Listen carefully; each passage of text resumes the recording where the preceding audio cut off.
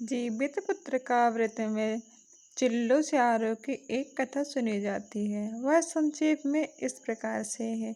एक वन में सेमर के पेड़ पर एक चील रहती थी। पास में झाड़ी में एक स्यारन भी रहती थी। दोनों में खूब गहरी दोस्ती थी। चिल्लो को जो भी कुछ खाने को मिलता उसमें स्यारन के लिए हिस्सा जरूर रखती थी। स्यारन भी चिल्लो का ऐसा ही ध्यान रखती थी। दोनों का जीवन आनंद मंगल से कट रहा था। एक बार वन के पास औरतें जितिया व्रत की पूजा की तैयारी कर रही थी। चिल्लो ने उसे बड़े ध्यान से देखा और अपनी प्यारी सखी सियारों को भी इस व्रत के बारे में बताया। फिर चिल्लो ने सियारों ने तय किया कि वह भी यह व्रत करेंगे। सियारों और चिल्लो ने जितिया का व्रत रखा। बड़ी निष्ठा और लगन से दोनों ने दिन भर भूखे प्यासे मंगल कामना करते हुए व्रत रही। मगर रात होते ही सियारन को भूख प्यास सताने लगी। जब बर्दाश्त न हुआ तो जंगल में जाके उसने मांस का टुकड़ा और हड्डी से पेट भरकर खाया। चिल्लो ने हड्डी चबाने की कड़कड़ की आवाज़ सुनी तो पूछा, यह कैसी आवाज़ है? सियारन ने कहा, बहन, दिन भर भूख के कारण पेट गुड़गुड़ा रहा है, यह उसी की आवाज़ है। मगर चिल्लो को पता चल गया था कि सियारो झूठ बोल रही है।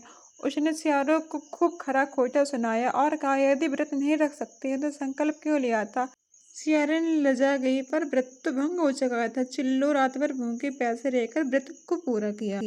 अगले जन्म में दोनों ने मनुष्य रूप में राजकुमारी बनकर सगी बहनें हुई। सियारन बड़ी बहन हुई और उसकी शादी राजकुमार से हुई। चिल्लो छोटी बहन हुई और उसकी शादी उसी राज्य के एक मंत्री से हुई। बाद में दोनों राजा और मंत्री बने। सियारन रानी के जो भी बच्चे होते वो मर जाते, जबकि चिल्लो के बच्चे स्वस्थ और हट्टे कट्टे रहते। इससे उसे बहुत जलन होने लगी। रानी मंत्री के बच्चों का सिर कटवा देती और डिब्बे में बंद कर देती, लेकिन वह शीश मिठाई बन जाते और बच्चों का बाल बांका भी नहीं होता। बार बार उसने अपनी बहन के बच्चों और उसके पति को मारने का प्रयास किया, किंतु वह सफल नहीं हुई। आखिरकार देवयोग से भूलकर उसे आभास हुआ। अब रानी को अपनी भूल का पश्चाताप हुआ और उसने अपनी बहन से क्षमा मांगी और जीवित पुत्र का व्रत किया, जिससे उसके पुत्र हट्टे खट्टे एवं स्वस्थ रहे। जय श्री कृष्णा, राधे राधे, श्री शिवाय नमस्तुभ्यम, हर हर महादेव।